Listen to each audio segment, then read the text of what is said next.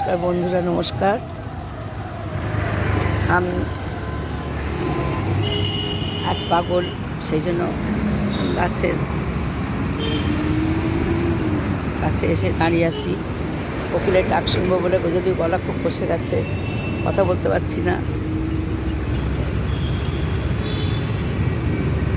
একটু ডাক্তার দেখে ওষুধ কিনবো বলে বেরিয়েছি, গলার অবস্থা খুব খারাপ। যাই হোক, কোকিলের ডাক শুনবো বলে একটু দাঁড়িয়ে আছি। কোকিলের ডাক একটু আগেই ডাকছিল, এখন আমার ডাকছে না জানি না। আমি এক পাগল এসে দাঁড়িয়েছি বলে বোধহয় চুপ করে গেছে।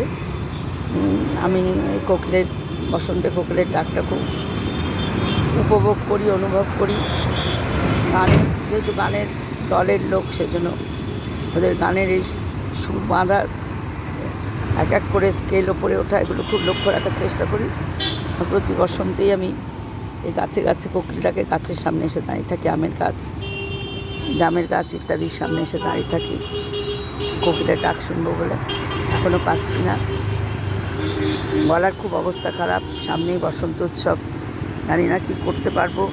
তখনই কিছু একটা প্ল্যানিং নিয়ে তখনই এইভাবে ভেস্তে যায়। আমি জানি না আমি কী অন্যায় পাপ করে রেখে দিয়েছি ভগবানের কাছে। ভগবান কবে করাটা আমার ভালো করবেন। তাও ওষুধ নিয়ে যাচ্ছি, দেখছি তাড়াতাড়ি রিকভারি যাতে হয়।